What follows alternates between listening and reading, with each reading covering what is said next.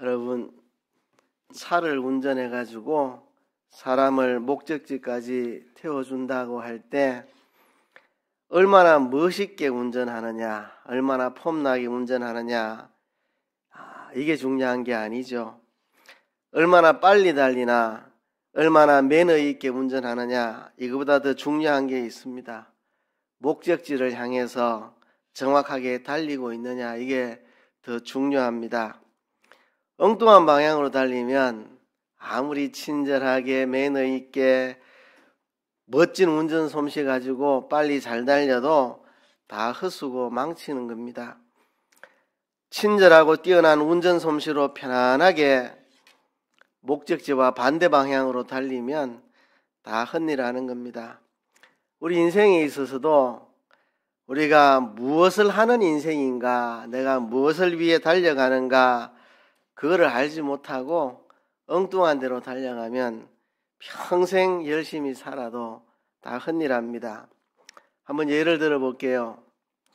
어느 가정의 아내가 과자를 크게 한 상자를 샀습니다. 100명의 사람한테 나눠주기 위해서 비닐팩 100개를 사가지고 이제 소분해서 담습니다. 한 50봉 담았는데 일이 생겨가지고 외출을 했습니다. 근데 그때 남편이 일찍 퇴근해가지고 보니까 이 과자 상자가 절반쯤 담겨 있고 비닐팩 50개의 과자들이 담겨 있는데 남편이 이렇게 생각을 했습니다. 아내가 과자 100봉을 사가지고 한 상자에 다 담으려고 하는데 50봉은 뜯어가 담았는데 50봉을 아직 못 담았구나 해가지고 나머지 50봉을 전부 풀어가지고 상자에 다 담아놓으면 다 헛일을 하는 거잖아요. 지금 아내는 큰 과자 상자를 사가지고 100봉을 만들려고 이렇게 하고 있는데 절반밖에 못한 건데 남편이 상황 파악을 잘 못해가지고 이걸 지금 100봉을 사서 과자 상자에다가 담는 건 줄 알고 한 상자 만드는 줄 알고 정반대로 했으면 아무리 아내를 사랑하는 마음으로 하고 정성껏 하고 성심껏 하고 열심히 해도 다 헛일하는 겁니다. 우리 인생살이도 마찬가지입니다. 얼마나 열심히 살았느냐, 노력했느냐, 자기가 하는 일에 많은 성과가 있었느냐, 그런 것보다 더 중요한 게 있습니다.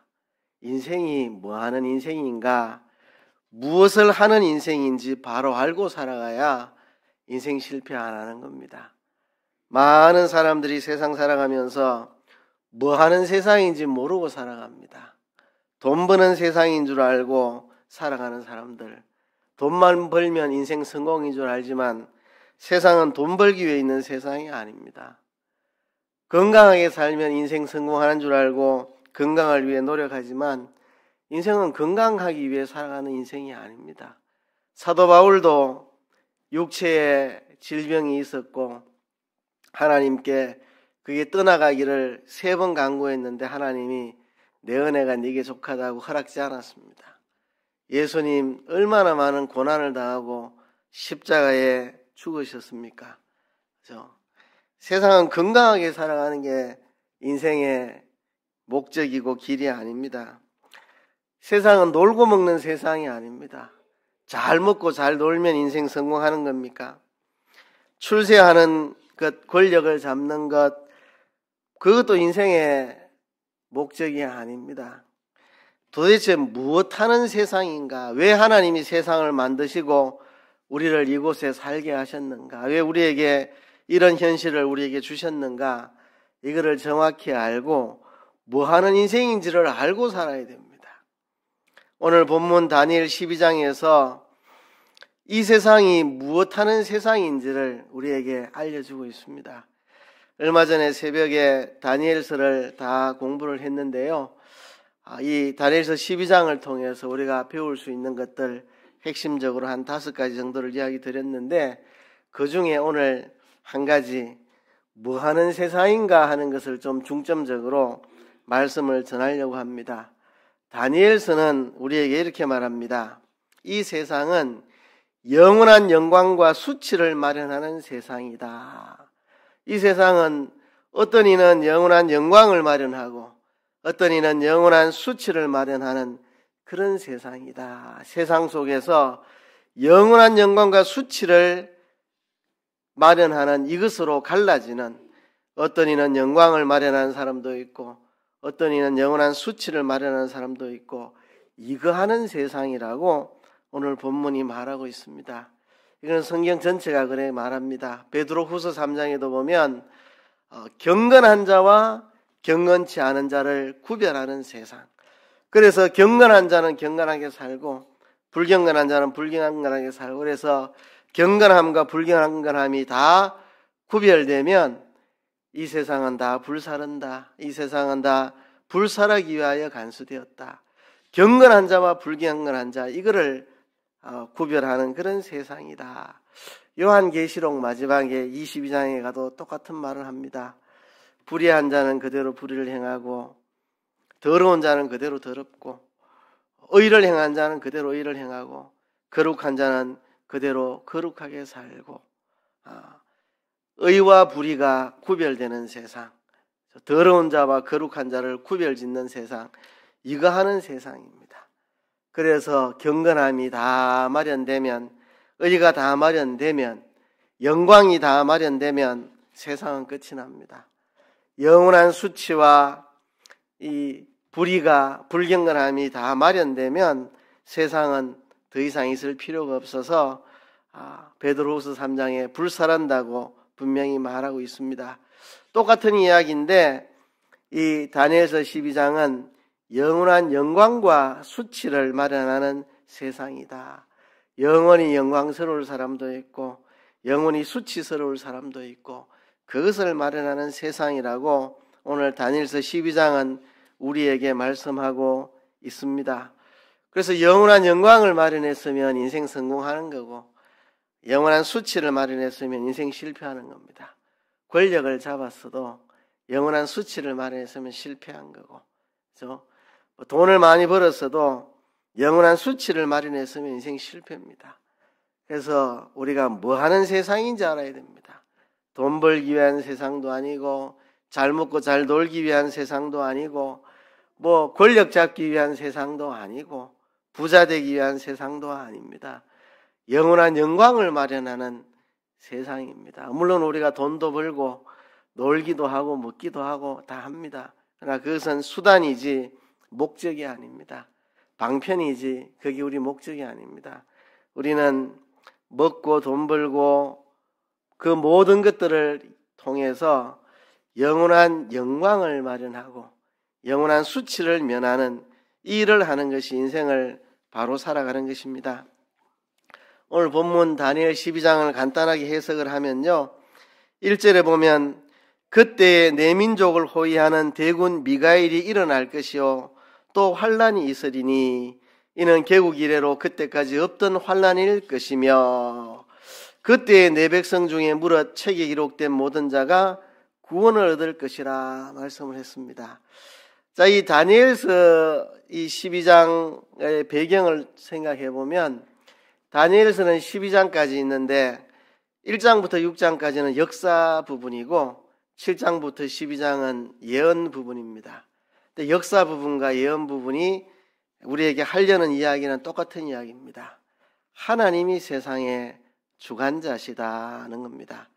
역사를 통해서 하나님의 세상의 주관자이신 것을 보여주시고 예언을 통해서 하나님이 세상의 주관자인 것을 보여주신 내용이 다니엘서입니다. 다니엘은 바빌론의 포로로 잡혀갔는데요, 대제국 바빌론의 느부갓네살 왕 아래에서 바빌론이 세상을 좌지우지하고 느부갓네살이 세상을 좌지우지하는 것 같지만 실은 하나님이 세상을 움직이고 계시고 바빌론과 느부갓네살 왕은 그냥 엑스트라에 불과한 것입니다. 그것을 우리에게 보여주고 있는데요, 다니엘은 늘 기도했죠. 포로 잡혀간 유다 백성들이 예레미야가 예언한 대로 70년이 지나면 돌아와서 성전도 재건하고 다시 회복돼서 이 구원 역사가 완성되기를 소원하고 기도했죠. 다니엘이 그렇게 기도한 대로 바빌론 제국은 멸망했고 바사 제국이 들어섰고 고레스가 왕이 되었고 고레스 원년에 유다 백성은 예루살렘으로 돌아가서 성전을 지으라 했죠. 그런데 성전을 짓다가 사마리아 사람들의 방해로 성전 공사가 중단이 됩니다. 돌아간 유다 백성들이 많은 환난을 겪고 있습니다. 성전도 못 짓고 성벽도 못 세우고 주변의 잡족들의 위협 속에 무방비로 노출되어 있고 환난을 당하고 있었습니다. 이때 다리오 3년에 다니엘이 하나님 앞에 3주간 금식 기도를 했습니다. 무슨 기도를 했겠습니까? 왜 하나님 70년이 돼갖고 약속대로 고국으로 돌아왔는데 이들이 환난을 당합니까? 언제 이들이 구원을 얻습니까? 이런 기도를 올렸겠죠. 다니엘은 이제 80대 중반입니다. 한 85세쯤 됐겠죠. 남은 날이 얼마 되지 않습니다. 내 남은 날이 얼마 되지 않는데 정말 이스라엘의 회복을 기대하며 기도하고 이래 살았는데 왜 이렇게 환난이 일어나고 어려움을 당하는가 기도할 때 하나님이 다니엘에게 응답하시는데요. 다니엘의 생각처럼 당장의 구원 역사가 완성되는 게 아니고 오랜 세월이 걸린다는 거죠. 바사 제국이 망하고 헬라 제국이 들어서고 헬라 제국이 네 나라로 갈라지고 그 중에 북방왕과 남방왕이 싸우는데 그 사이에 이스라엘이 끼어가지고 환난을 당하게 되고 특별히 북방왕 중에 한 왕이 등장하는데 이제 역사에 보면 그 왕이 안티오쿠스 에피파네스 왕입니다. 얼마나 유대인들의 신앙을 탄압하는지 성전에다가 제우스 신상을 세우고 아주 신앙을 탄압하는 이런 일들이 있을 것이라는 거죠. 그런 모든 일 속에 이제 영광을 마련하는 자와 수치를 마련하는 자가 있을 것이라는 이야기를 지금 하고 있습니다. 환난에 대한 환상인데요. 하나님이 다니엘에게 보여주는 환상 속에 이제 환난의 이야기가 많이 등장하는데 저도 이렇게 목회하면서 신앙생활하면서 늘 의문이 드는 거. 왜 세상에 전쟁은 끊이지 않는가? 지금도 우크라이나 전쟁 2년째 저러고 있고 이스라엘 하마스 전쟁이 벌어져 가지고 또 저러고 있고 사실 TV에 잘 조명이 안 돼서 그렇지 계속 국지전은 이것저것 해서 끊임없이 전쟁이 계속 일어나고 있습니다. 왜 전쟁은 계속되는가? 인류의 역사는 전쟁의 역사라고 할 수 있죠. 구약 이스라엘의 역사도 성경에도 보면 늘 전쟁 이야기입니다. 전쟁 이야기. 그렇죠? 사무엘 상하, 열왕기 상하, 역대 상하 전부 전쟁 이야기입니다. 왜 이렇게 전쟁이 많은가? 그렇죠? 물론 전쟁의 첫 번째 직접적인 원인자가 하나님은 아니겠죠. 타락한 인간이 악해서 전쟁을 벌이는 거죠. 그러나 궁극적으로는 다 하나님의 주권 아래 놓여 있는 전쟁입니다. 그렇죠? 이런 환난들이 일어나는데 이 환난이 왜 일어나는가? 환난이 왜 일어나는가? 그렇죠? 오늘 본문에 보면 환난이 일어나는 이유를 이렇게 기록하고 있습니다. 환난이 일어나는 이유가 뭐냐? 그것은 10절에 말한 것처럼 많은 사람이 연단을 받아 스스로 정결케 하며 희게 할 것이니 하나님의 사람들이 연단을 받아서 정결케 되고 희게 되도록 하는 것. 환난이 일어나는 이유는 하나님의 사람들이 연단을 받아서 정결하게 희게 되게 하려고 이 시련을 통해서 마치 금속 재련할 때 용광로 속에 뜨거운 물로 재련해서 아주 순수한 금속이 나오는 것처럼 연단해서 정결하고 깨끗한 순수한 믿음을 만들기 위해서 환난을 하나님 주시는 겁니다. 코로나라는 환난도 지나갔는데요. 그 속에서 갈라집니다. 의로운 자와 불의한 자. 경건한 자와 경건치 않은 자, 영원히 영광스러울 자와 영원히 수치스러울 자, 그 속에서 우리의 믿음을 연단하고 정결케 하고 희게 하고 그거 하기 위해서 환난이 일어납니다. 환난이 일어나는 것에 대해서 우리가 두려워할 것이 없는 것은 1절에 보면 그때 내 민족을 호위하는 대군 미가엘이 일어날 것이요 또 환난이 있으리니, 이 환난의 배경에는 대군 미가엘이 있다는 겁니다. 미가엘은 천사장 중에 하나인데요, 성도들을 도와서 사단과 악령의 세력들과 싸우는 천사가 미가엘입니다. 요한계시록에도 미가엘이 하늘에서 용과 더불어 싸워서 용이 하늘에서 쫓겨나고 이 땅에 내려오고, 미가엘이 사단과 더불어 싸워서 성도들을 지켜주는, 환난 중에 성도들을 보호하는 일을 미가엘이 합니다.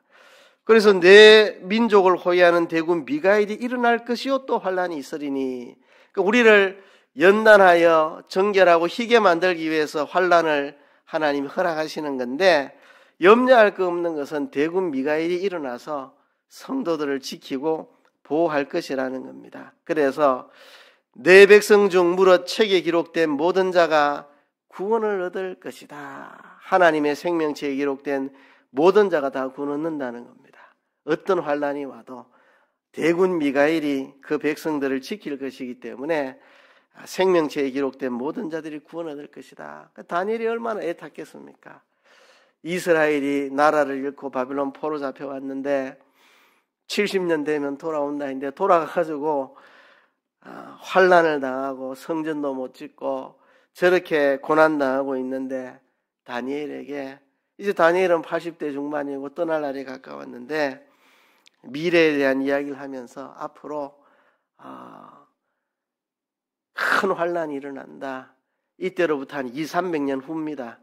헬라 제국이 들어서고 바사 제국이 한 200년 존속되다가 무너지고 헬라 제국 들어서고, 헬라 제국의 알렉산더 대왕이 죽고 네 나라로 갈라진 다음에 이 남왕국 북왕국 싸우는 틈바구니에서 유다 백성들이 핍박을 받고, 특별히 안티오쿠스 에피파네스 황제 때 정말 잔인한 핍박을 받고 200~300년 후에 일어날 일인데요, 이건 하나의 모형이고 예표입니다. 장차 신약 시대에 일어날 극심한 환난들을 대표적으로 하나 미리 땡겨서 보여준 거죠. 그래서 그런 일이 있겠지만 대군 미가엘이 너희와 함께 할 것이기 때문에 하나님이 생명책에 기록한 모든 자가 다 구원 얻는다. 다니엘아, 염려하지 마라. 염려하지 마라. 하나님이 다, 네가 떠나가도 하나님이 다 구원 역사를 진행할 것이라고 다니엘을 위로하고 용기를 주는 말씀입니다. 2절에 보면 땅의 티끌 가운데서 자는 자 중에 많이 깨어 영생을 얻는 자도 있겠고 수욕을 받아서 무궁히 부끄러움을 입을 자도 있을 것이며, 이 환난의 결과로 땅에서 티끌 가운데서 자는 자 중에 깨어서 영생을 얻을 자와 수욕을 받아서 무궁히 부끄러움을 입을 자가 있을 것이다. 이거 결정하는 세상입니다. 이 땅에 환난이 왜 일어나느냐? 이 환난 속에서 성도들을 연단하고 정결케 하고 깨끗하게 만들어서 영생을 얻는, 영원한 영생을 얻는 자와 영원토록 수치를 당할 자를 갈라내는 거, 이거 하는 세상입니다. 이거 하는 세상. 그죠? 그래서 3절에 보면 영원토록 영광스러운 영생을 누릴 자가 어떤 자인가? 지혜 있는 자는 궁창의 빛과 같이 빛날 것이요, 많은 사람을 옳은 대로 돌아오게 한 자는 별과 같이 영원토록 비치리라. 이 환난 가운데에 지혜 있는 자, 많은 사람을 옳은 대로 돌아오게 한 자가 별과 같이 영원토록 비치리라 그랬습니다. 지혜 있는 자가 어떤 자가 지혜 있는 자입니까? 잠언에 의하면 여호와를 경외하는 것이 지혜의 근본이다 그랬죠. 정말 하나님이 역사의 주인공인 줄 알고 바빌론 제국이 들어서고 바사 제국이 들어서고 헬라 제국이 들어서도 이거는 다 지나가는 거고, 그죠? 바빌론 제국도 100년 못 되어 망하고 바사 제국도 200년밖에 못 가고 헬라 제국도 오래 못 가고 네 쪽으로 갈라지고 다 지나가는 역사고 이 모든 것을 주관하시는 이는 하나님이시다. 하나님이 구원 역사를 이루어가고 있는 것이다. 이 현실 속에서 영원한 영광과 수치가 마련되는 것이다. 우리는 이 환난 속에서 믿음 지켜서 우리가 연난받아서 정결하고 깨끗한 믿음으로 영원한 영광을 마련하는 세상이다. 이거 하려고 하나님이 우리에게 이런 현실을 주신 것이다. 우리가 살아가는 현실은 이거 하는 현실이다. 이거를 깨닫고 이것을 위해서 살아가는 그런 사람이 지혜 있는 사람이죠. 지혜 있는 자는 궁창의 빛과 같이 빛날 것이고 해와 달과 별과 같이 빛날 것이고 많은 사람을 옳은 대로 돌아오게 한 자는 별과 같이 영원토록 비치리라. 자기가 이렇게 이 길을 가고 다른 사람들에게도 영향을 주어서 다른 사람들도 이 길을 가도록 많은 사람을 옳은 대로 돌아오게 한 자가 하늘의 별과 같이 영원토록 비칠 것이다. 이런 거 마련하는 세상입니다. 이런 거 마련하는 세상. 그래서 4절에 보면 다니엘아 마지막 때까지 이 말을 간수하고 이 글을 봉함하라. 많은 사람이 빨리 왕래하며 지식이 더하리라. 여기 이 글을 봉함하라. 이거는 이제 이단들이 좋아하는 말씀입니다. 신천지 사람들이 좋아합니다. 이 글을 봉함하라. 봐라, 봉함하라고 했지 않느냐. 이 다니엘서나 요한계시록 같은 이 예언서들 다 봉함되어 가지고 아무도 알지 못하는 건데 이 말이가 나타나서 해석을 해서 깨닫게 해준다. 이렇게 이제 이단들이 좋아하는 구절입니다. 근데 이게 봉함하라는 말은 이 말씀을 딱 봉해가지고 아무도 알지 못하게 하라는 말이 아니고 이 말이 너무나도 소중한 말씀이기 때문에 잘 간수하고 잘 간직해라. 이게 왜곡되거나 잘못되거나 훼손되지 않도록 잘 간수해서 잘 전달해 주라는 이야기입니다. 그래서 앞에 보면 이 말을 간수하고 이 글을 봉함하라. 이 말씀을 잘 보관하고 잘 전달해 주라. 세상 끝날까지. 왜? 이 말씀이 필요하니까. 오고 오는 모든 세대 사람들이 이거를 깨달아야 되니까. 하나님이 역사의 주관자시고 이 세상은 경건한 자와 불경건한 자, 의로운 자와 불의한 자, 영광을 얻을 자와 영원히 수치 얻을 자를 구분짓는, 그거 하느라고 환난이 일어나는 그런 세상이라는 걸 알고 하나님이 이런 구원 역사를 진행하고 계신다는 것을 바빌론 제국이 들었으니까 바빌론이 위대해 보이고 바사 제국 들었으니까 바사 나라가 커 보이고 헬라 제국이 들었으니까 헬라 제국이 무서워 보이지만 그건 아무것도 아니고 그 속에서 환난이 일어나는데 성도들의 신앙을 연단하는 거고 거기서 영광과 수치가 마련된다는 이 사실을 기록해서 잘 간직해서 전달해서 대대로 많은 사람들이 이것을 알게 하라는 이야기입니다. 숨기라는 이야기 아니고 드러내라는 이야기입니다. 그래서 그 다음 이야기가 많은 사람이 빨리 왕래하며 지식이 더하리라. 이 구절에 대한 오해가 많이 있는데요. 이제 사람들이 이렇게 많이 해석을 합니다. 많은 사람이 빨리 왕래하며 지식이 더하리라. 현대 사회를 가리킨 거네.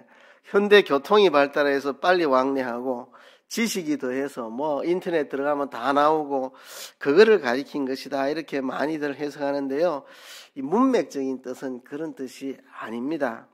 우리 한국어 번역에 빨리라는 말이 들어있어서 좀 오해를 하는데 이 원문에 빨리라는 의미는 거의 들어있지 않습니다.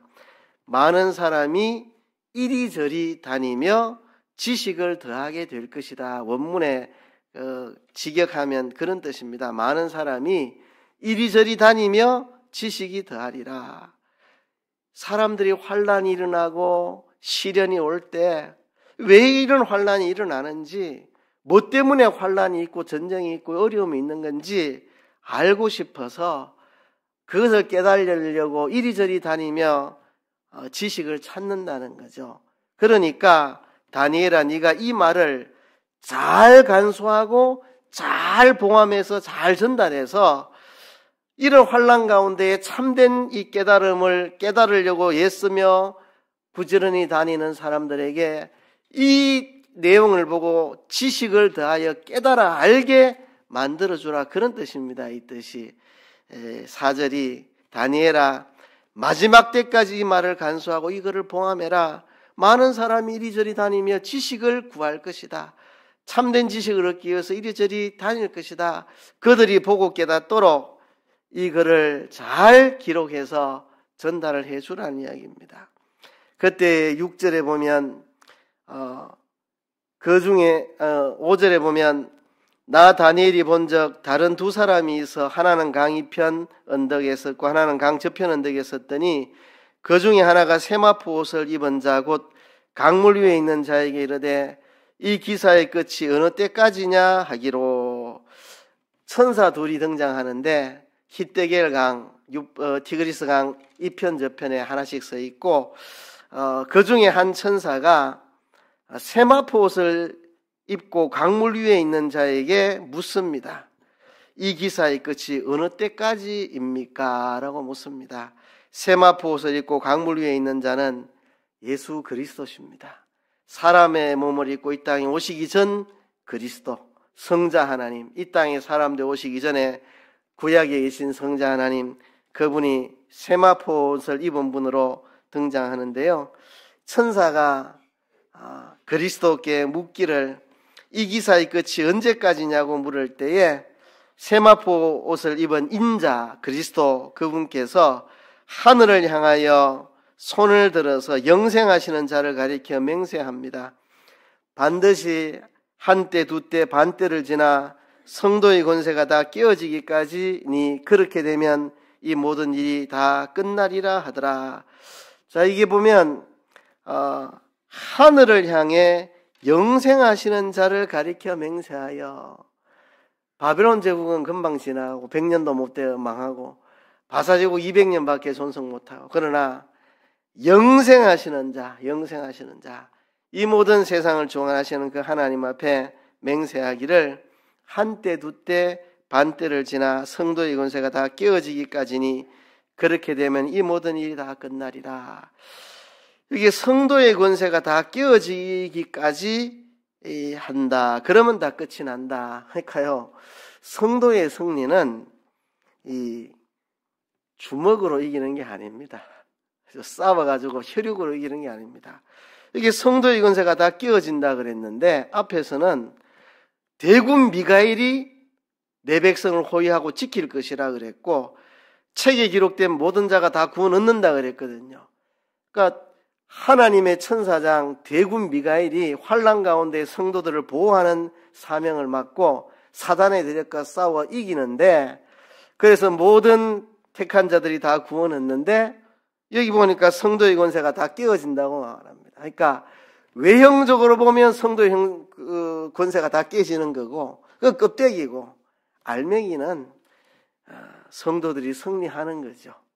예수님이 십자가에 죽으심으로 승리한 거죠. 죽음으로 승리하는 거. 그죠?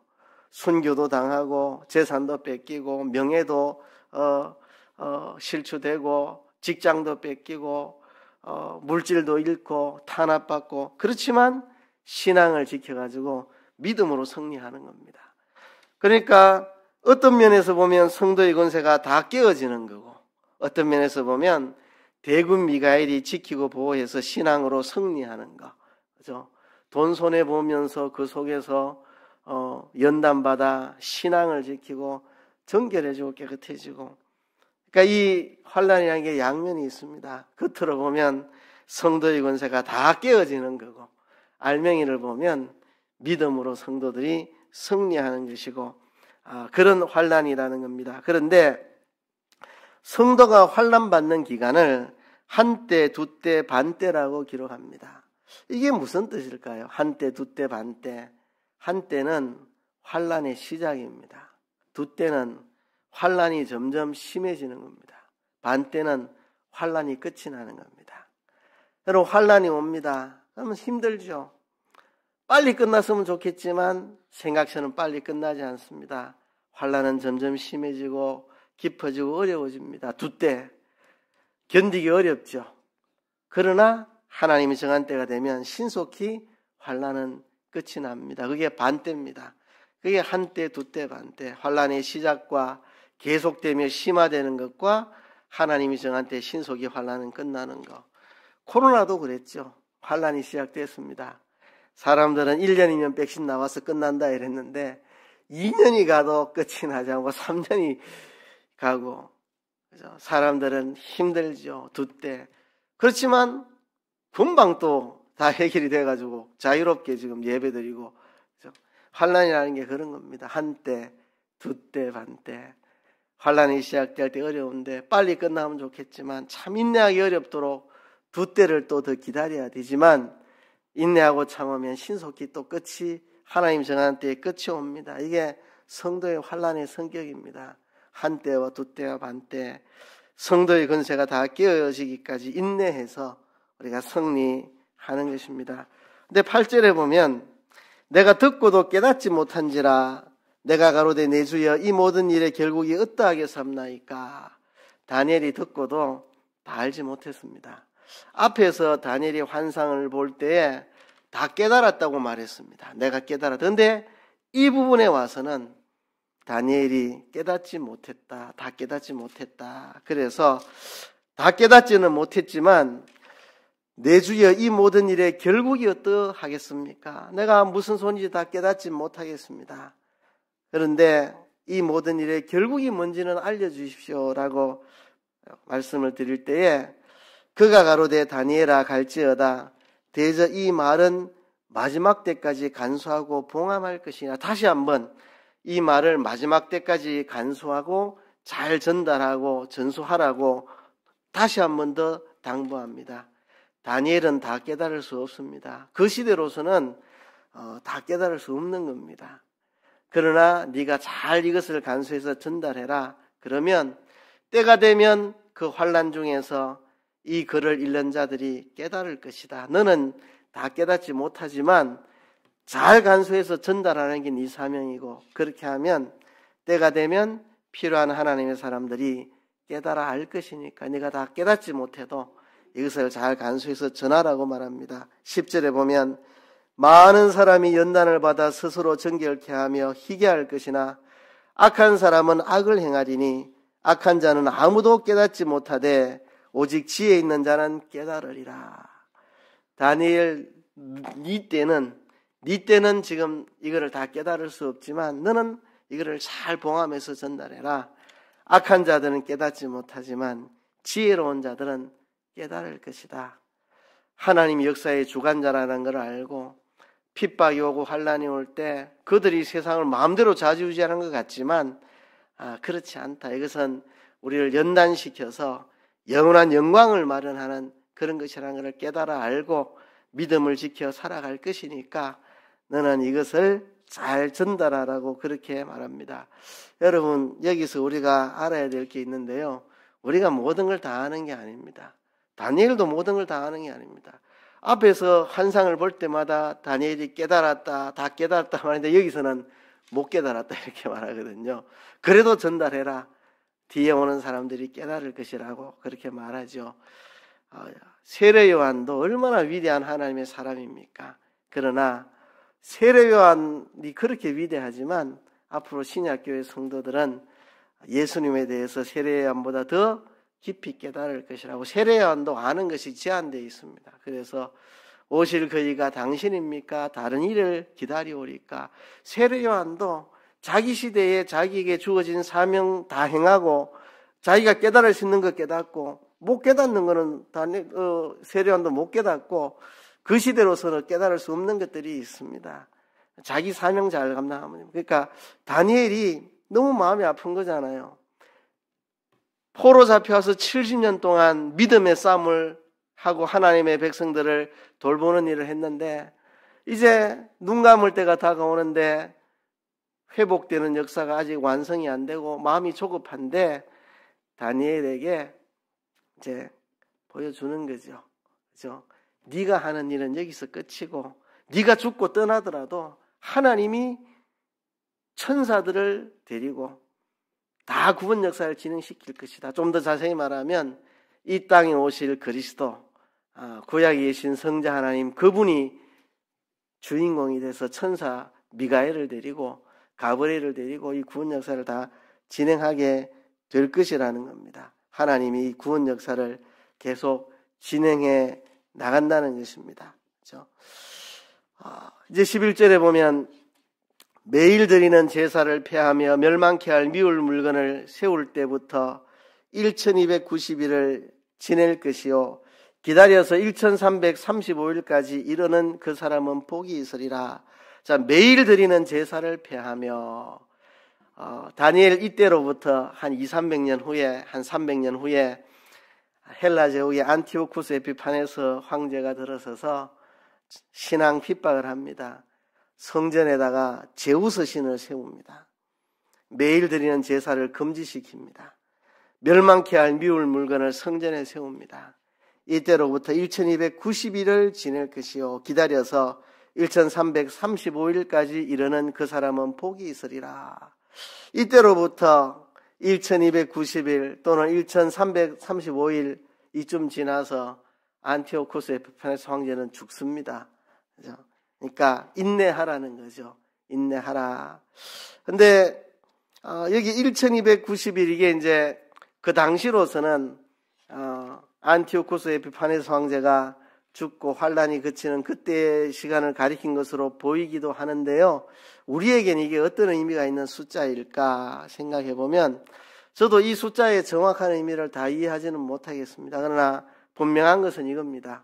앞에서 한때, 두때, 반때라 그랬는데 합치면 3년 반이거든요. 한때 1년, 두때 2년, 반때 반년. 그래서 3년 반, 달수라면 42달, 일수라면 1260일. 요한계시록에 이걸 한때, 두때, 반때라고도 했고 42달이라고도 했고 1260일이라고 했는데 여기는 1290일, 거기에 30일이 더한 숫자입니다.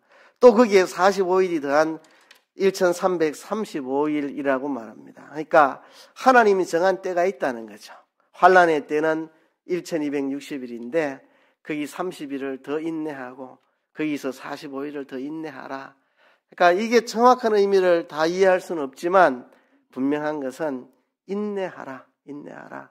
환란의 때, 한때, 두때, 반때 1260일을 인내하고 거기서 30일을 더 인내하고 거기서 45일을 더 인내하라. 끝까지 인내하는 자는 복이 있다. 인내해야 된다는 거죠. 성도들이 이 시련에 끝까지 인내하고 믿음을 지켜야 된다.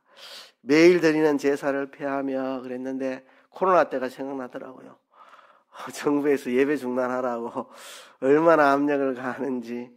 매일 드리는 제사를 폐하며. 그러나 이것이 계속되는 건 아니고 한때와 두때와 반때를 기다리면 이 환란은 끝이 나고 거기서 30일을 더 인내하고 45일을 더 인내하라.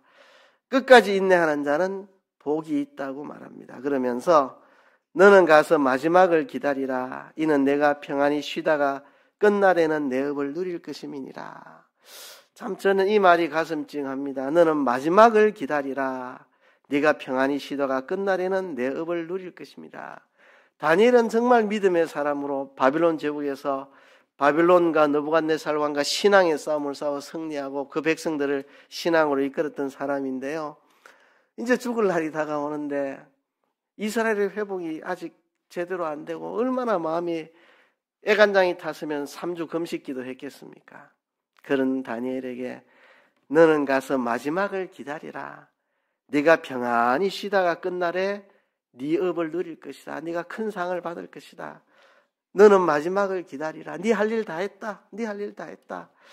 네 할 일 다 잘 감당했다. 네가 편히 쉬라. 이제는 쉬다가 끝날에 내 업을, 내 상을 받게 될 것이다. 네가 다 하는 거 아니고 엘리야도 그렇죠. 엘리야가 다 하는 게 아니고 자기 사명 끝나면 엘리사가 이어가는 거고 네 할 일 다 했고 참 잘했고 네가 평안히 쉬다가 끝날에 큰 상을 얻을 것이다. 네 사명은 여기서 끝났다. 그리고 네가 죽은 후에도 어린 양이신 인자이신 그리스도이신 그분이 천사 미가엘을 데리고 이 구원 역사를 다 일으키고 구원받기로 작정된 자들은 다 구원받는다는 이야기를 우리에게 다니엘에게 이렇게 하고 있는 참 감격스러운 결말인데요. 이 본문들을 통해서 우리가 깨달을 것들이 있습니다. 세상에는 환란이 끊이지 않습니다. 성경 역사 전부 전쟁의 역사입니다. 전쟁의 역사. 그렇죠? 세상 역사도 다 전쟁의 역사입니다. 우리 현실 속에 크고 작은 환란들이 있는데요. 환란이 일어나는 목적은 사람을 연단해서 정결하게 만드는 목적을 위해서 환란이 일어납니다. 전쟁이 없으면 좋겠지만 전쟁이 있습니다. 환란이 있습니다. 우리를 연단하여 정결하기 위해서. 그런데 환란의 승리자는 누구냐? 미가엘의 도움으로 성도들이 승리합니다. 미가엘의 도움으로 성도들이 승리하고 하나님의 책에 기록된 모든 자들이 다 구원 얻습니다. 그러나 환란의 겉모습은 성도들의 권세가 다 깨어지는 것입니다. 환란의 겉모습은 성도들의 권세가 다 깨어지는 것인데 그 속의 모습은 미가엘의 도움으로 성도들이 신앙을 지키고 승리하는 것이 환란의 모습입니다. 환란의 결과로 무궁히 영광을 얻을 자와 무궁히 수치를 얻을 자가 구분됩니다. 우리가 이것을 깨달아야 됩니다. 다니엘아, 이것을 잘 간수하고 봉함해서 잘 전달해라. 지혜 있는 자들이 이것을 깨달을 것이다. 많은 사람들이 왕래하며 네가 기록한 이 말씀을 통해 지식을 얻게 될 것이다. 악한 자들은 깨닫지 못해도 지혜 있는 자는 깨닫게 될 것이다 하면서 이 말씀을 하고 있습니다. 영원히 영광받을 자와 영원한 수치를 당할 자가 구별되는 세상입니다. 이가는 세상입니다. 그래서 여러분, 우리가 인생 살아가는데요, 돈 버는 게 인생 목적이 아닙니다. 그게 전부가 아닙니다.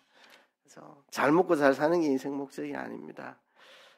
영원한 영광과 수치가 구별되는 세상 속에 우리가 영원한 영광, 지혜 있는 자는 궁창에 빛과 같이 빛나고 많은 사람을 옳은 대로 인도한 자는 영원토록 빛나는 이것을 마련하는 우리 인생인 줄 알고 이 일에 우리가 힘을 써야 되겠습니다. 그러기 위해서는 환난 중에 인내가 필요합니다. 성도의 인내. 한때, 두때, 반때, 1290일, 1335일 인내하는 기간이 필요합니다.